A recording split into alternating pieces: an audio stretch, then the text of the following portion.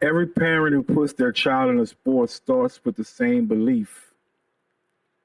If my child works hard, if my child sacrifices, if my child stays committed, eventually someone will notice, right? But what happens when the talent is there? The work ethic is there.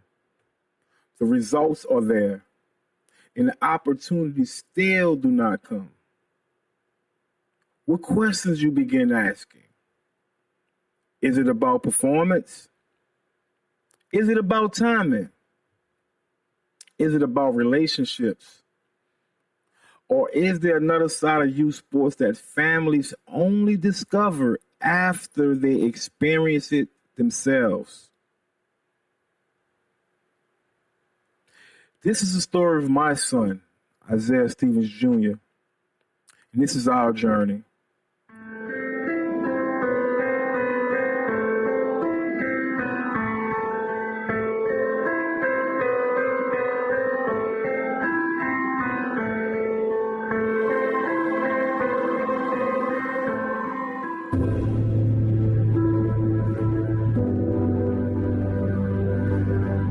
Got this video of Isiah 7, maybe 8 years old, just messing around in the living room.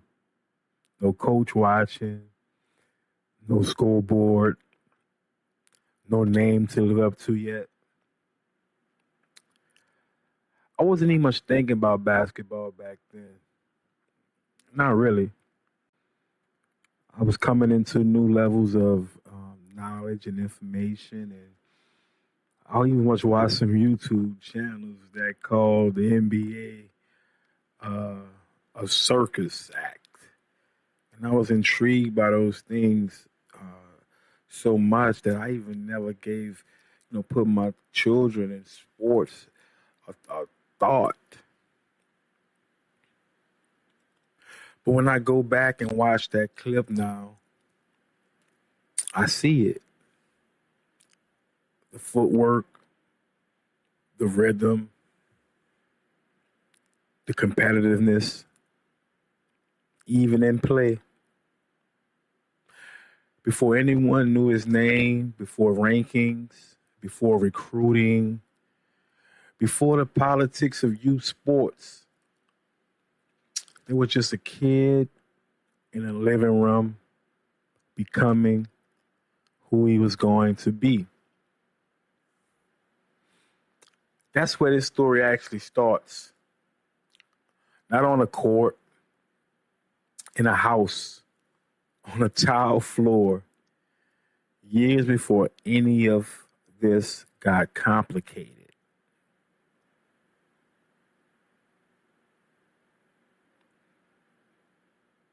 As Isiah got older and I got deeper into this world, I started learning things about it I never expected to learn.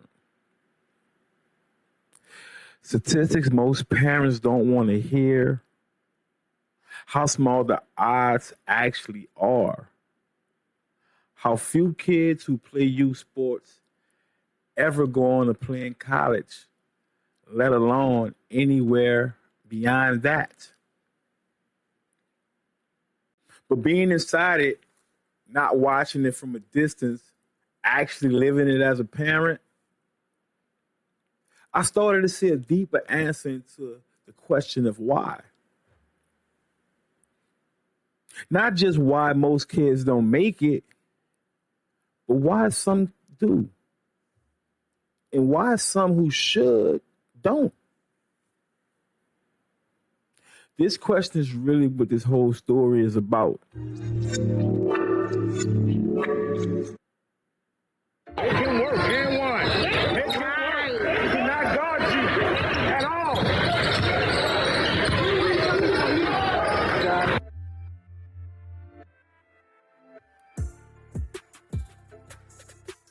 AAU basketball opened the door to a different level of competition.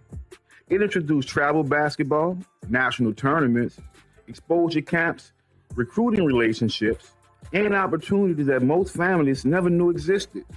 At first, I was excited. Like so many parents, I believe this was where talent would finally meet opportunity. I believe that if a child worked hard enough, sacrificed enough, and produced on the court, eventually the right people will notice you. I wanted to believe basketball was simple. Play hard, get better, earn your opportunity. The longer I stayed around AAU basketball, the more I realized there was another game being played. Not on the hardwood, behind it. Every year the price goes up. Every year another showcase promises to be the one. The one where college coaches will finally notice you. The one where ranking change. The one where dreams become reality. It becomes an arms race. And somewhere along the way, basketball stopped being just basketball. It becomes an industry, an ecosystem. One where trainers, coaches, tournament directors, scouts, recruiting services, shoe companies, and even parents all become connected to the possibility that one child might make it. For some people, that dream becomes personal. For others, it becomes financial. Sometimes, in the majority of the time, it becomes both. When that happens, children slowly stop being viewed as children. They become investments, assets, opportunities. And once people begin protecting investments, fairness can become negotiable. People labeled me before they ever even understood me. I became that parent, the loud parent, the difficult parent, the parent who supposedly thought his kid was better than everybody else's. If you spend enough time in youth sports, you know exactly the stereotype I'm talking about. People assume I had become intoxicated by the same dream that consumed so many adults. The dream that somehow your child's success validates your own life. The dream that one scholarship, one NBA contract, one professional opportunity changes the financial future of everyone attached to that child. People thought I was caught on that, but they misunderstood me. I wasn't chasing my son's dream. I was questioning the system. There is a difference between chasing a dream and questioning a system. I wasn't speaking because I believe my child deserves special treatment. I was speaking because I believe every child deserves fair treatment. Those aren't the same thing.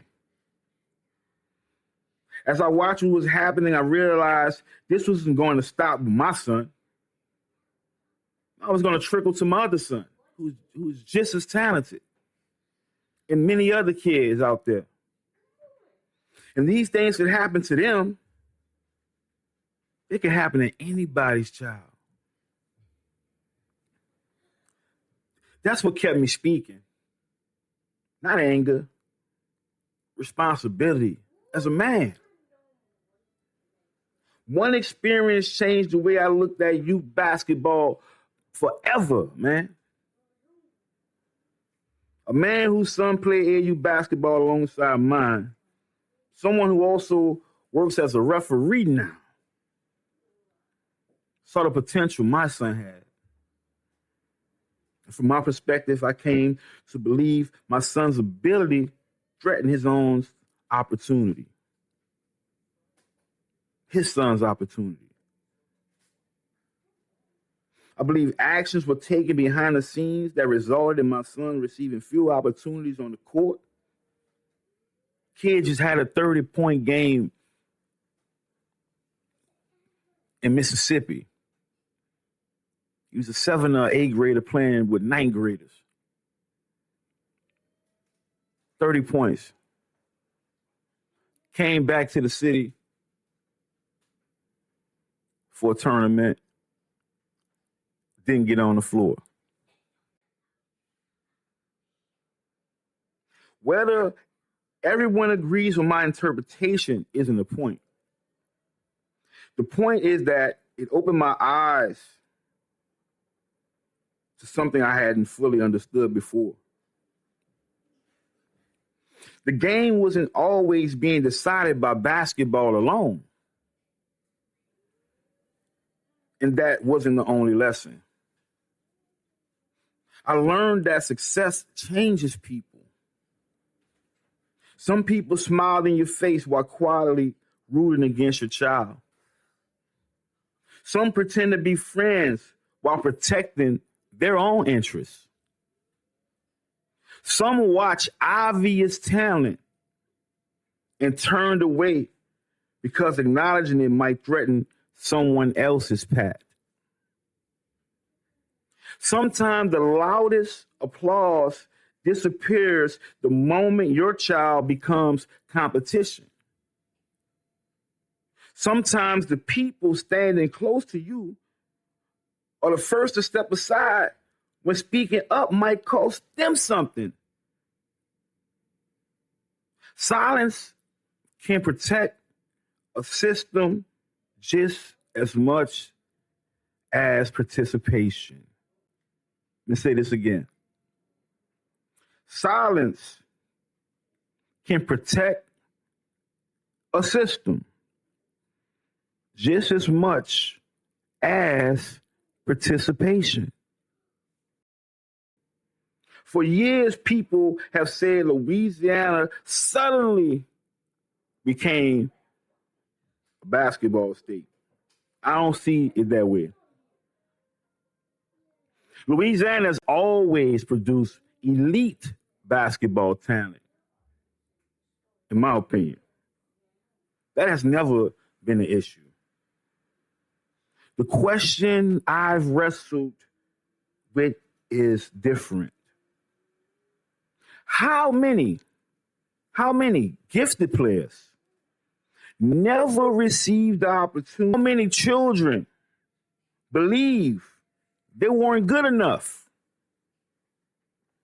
when talent was never the problem?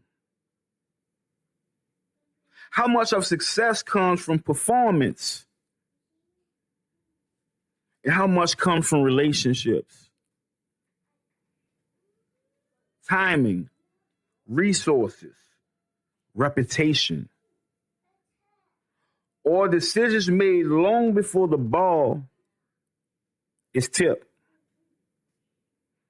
I know those questions are very uncomfortable, folks. But uncomfortable questions are often the ones worth asking. Because if youth sports is truly about developing young people, then we owe them more than trophies and little silly tournaments. We owe them fairness. And most importantly, we owe them the courage to look at the game behind the game.